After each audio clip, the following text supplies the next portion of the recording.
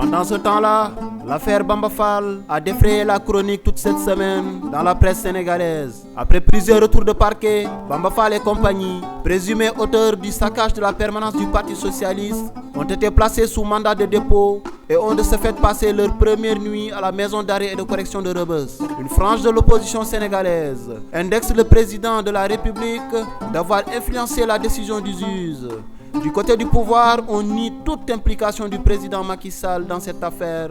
Selon Moustapha Diakhaté, président du groupe parlementaire Benno Bokk Yakaar, ceux qui voient la main du pouvoir dans cette affaire ont tout faux. En outre, s'ils pensent que c'est un plan ourdi par le président Macky Sall et son régime pour affaiblir le maire de Dakar, c'est en fait eux qui accusent Khalifa Sall d'être soit le commanditaire de ce qui s'est passé ou d'en être l'auteur. Et Moustapha Diakhaté de préciser que c'est le Parti Socialiste qui a déposé sa plainte auprès des autorités judiciaires qui ont déclenché des enquêtes et des auteurs ont été identifiés et des probables commanditaires. Et pour tirer cette affaire au clair, la justice tranchera, a-t-il fait savoir. Les partisans de Bamba Fall, maire de la Médina, se sont rués au bureau du premier cabinet d'instruction, sise au palais de justice pour se faire délivrer un permis de visiter.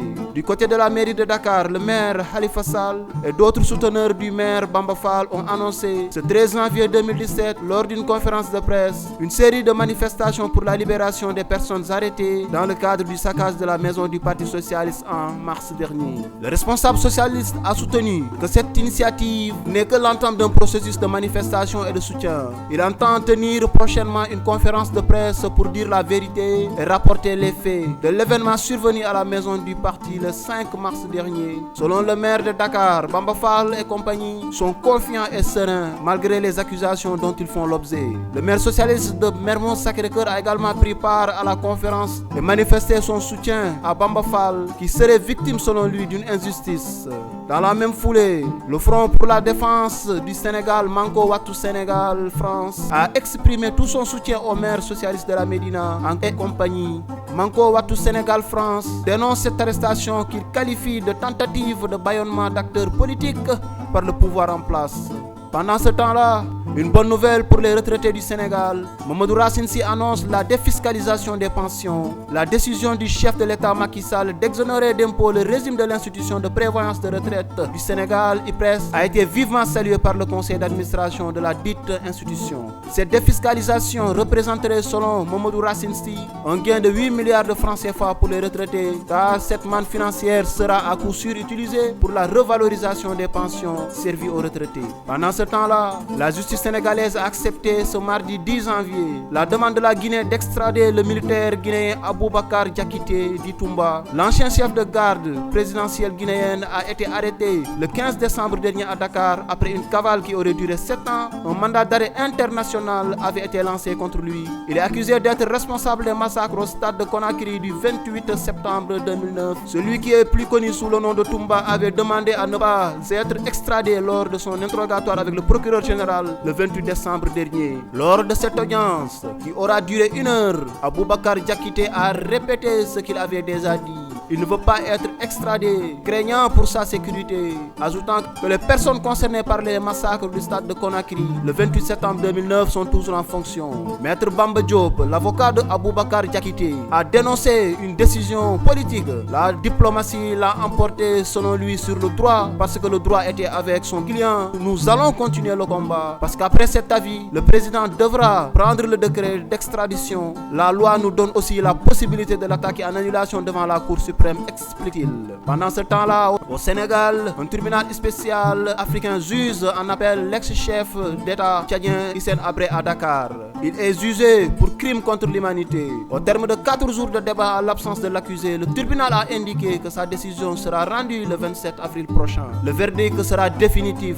En cas de condamnation, Hissène Habré, 74 ans, purgera sa peine au Sénégal ou dans un autre pays de l'Union africaine. Il convient de noter que Hissène Habré avait été condamné en mai 2016 à la prison à vie pour crime contre l'humanité. Pendant ce temps-là, au Mali, la jeunesse est appelée à grossir les rangs de l'armée. L'armée malienne est en reconstruction. Le ministère malien de la Défense vient de lancer une opération de recrutement de 5000 jeunes dans plusieurs corps de l'armée. Les 5000 jeunes à recruter seront originaires de toutes les régions administratives du Mali. Et d'ailleurs, les opérations de sélection se feront de manière décentralisée dans tout le pays. Le ministère malien de la Défense précise que ce recrutement massif vise à reconstituer une armée véritablement nationale. C'est vrai que sur le terrain, face à l'ennemi, l'armée malienne a vécu des moments laborieux. Les groupes rebelles et djihadistes ont pris rapidement le contrôle du nord du Mali en 2012, avant d'être stoppés un an après par l'armée française, alors qu'ils descendaient vers le centre. Depuis, l'armée malienne a entamé un processus de reconstruction. Nul doute que le recrutement annoncé renforcera ce processus. Pendant ce temps-là, le sommet Afrique-France de Bamako, 30 chefs d'État africains et de gouvernement étaient présents le vendredi 13 décembre au soir pour le dîner officiel offert par le président malien Ibrahim Boubacar Keïta. Un succès de fréquentation pour le dernier rendez-vous du président Hollande en terre africaine. Les présidents maliens Ibeka et tchadien Idriss Déby l'ont appelé à la turbine. La France reste un partenaire stratégique des pays africains en matière de sécurité. La coopération militaire franco-africaine est d'ailleurs l'un des thèmes des huis clos, paix et sécurité. Une coopération qui ne s'arrête pas aux pays francophones. Si le président du Nigeria a fait le déplacement, c'est sans doute parce que Paris avait organisé en 2014 à l'Élysée le premier sommet sur la lutte contre Boko Haram et que François Hollande était le seul chef d'État occidental présent à Abuja il y a un an pour évoquer la question avec les pays du bassin du lac Tchad. Les absences d'Omar el-Béchir, président soudanais sous le coup d'un mandat d'arrêt de la Cour pénale internationale, de Yaya Jammeh, le président gambien sortant,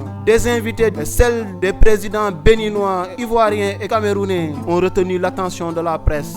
Enfin, dernier enjeu officieux de ce sommet et qui peut avoir décidé certains chefs d'État à venir, l'élection pour la présidence de la Commission de l'Union africaine qui aura lieu dans quelques jours. 3 personnalités au profil et parcours étoffés sont en lice pour la présidence de la Commission de l'Union africaine. Il s'agit de Abdoulaye Bathily, la ministre des Affaires étrangères kenyane Amina Mohamed, ainsi que son homologue tchadien Moussa Faki. Pendant ce temps-là, crise en Gambie. La CEDEAO se laisse encore 4 jours pour trouver une solution.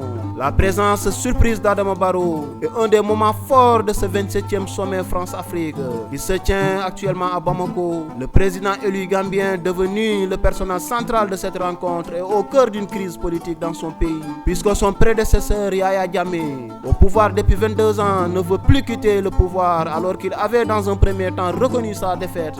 Depuis plusieurs semaines, la CEDEAO tente une médiation.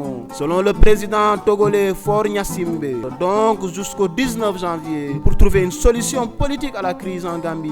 C'est un peu le bilan de ce mini-sommet en marge de la rencontre Afrique-France de Bamako.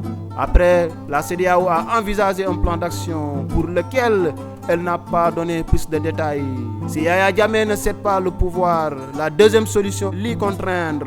Et donc le 19, vous verrez, il y a toute une autre stratégie qui a été arrêtée, déclare le président de la commission de l'instance ouest-africaine, Marcel Alain de Souza. Plus tôt ce vendredi 19 janvier 2017, la médiation de la CEDEAO était à Banjul pour rencontrer le président Yaya Jammeh. À l'heure arrivée à Banjul, les émissaires de la CEDEAO ont été hués par des partisans de Yaya Jammeh, rapportent des témoins sur les réseaux sociaux.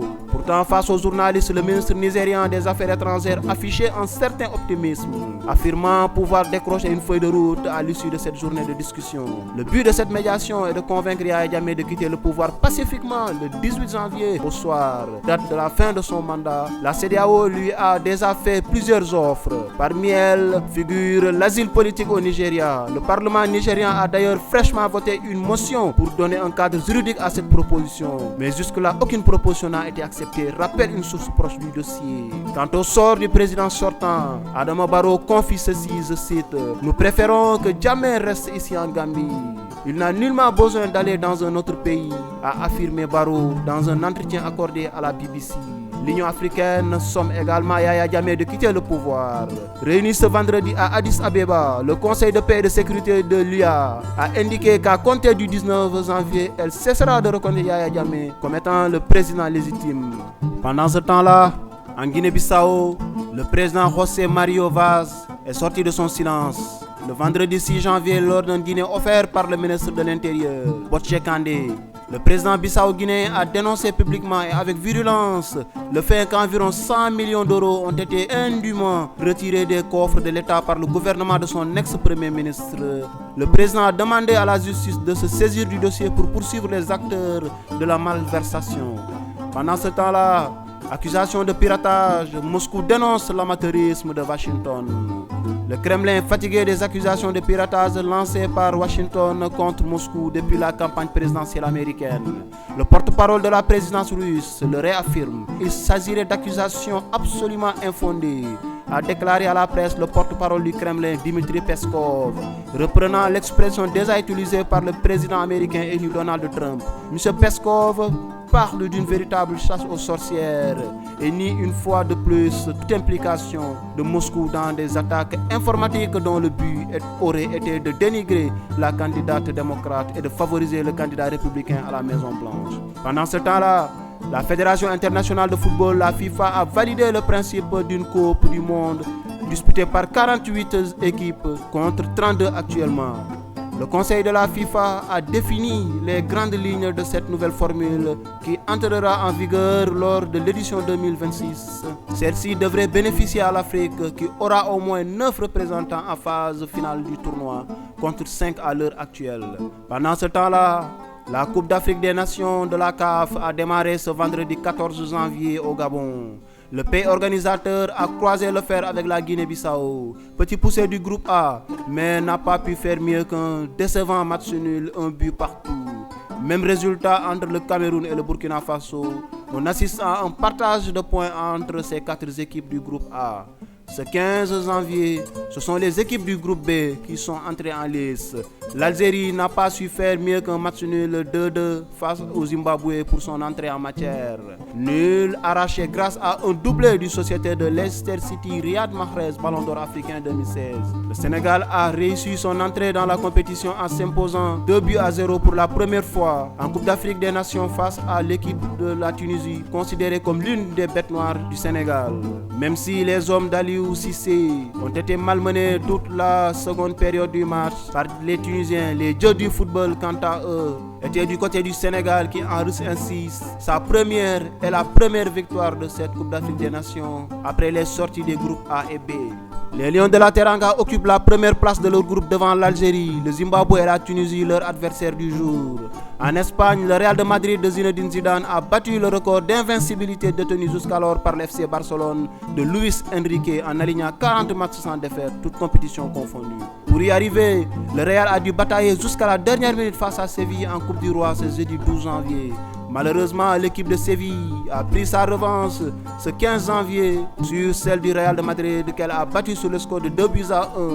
Pourtant, invincible depuis le début de cette saison en Liga et dans toutes les autres compétitions auxquelles elle prend part. Le Real reste tout de même leader du championnat espagnol, mais devra trouver les ressources pour se relever de cette première défaite. Pendant ce temps-là, le chanteur sénégalais Abdoulaye Mbaye s'en est allé. C'est lundi 9 janvier des suites d'un malaise lors d'une séance d'enregistrement. Infirme visuel, il a su se faire une place sur la scène musicale sénégalaise. Et nombreuses ont été les réactions des artistes sénégalais qui lui ont rendu un dernier hommage. L'homme s'en est allé, mais son œuvre demeure intacte dans le cœur et les esprits de ses nombreux fans. Pendant ce temps-là, le temps passe et s'écoule. Man Viviane. Man Simon. Man du Dianjeko. Jumba How from the Brains. maa ngi seetaan. Telesenegal.com. Telesenegal.com. xibaar dootuma ump te kenn dootuma ko nettali.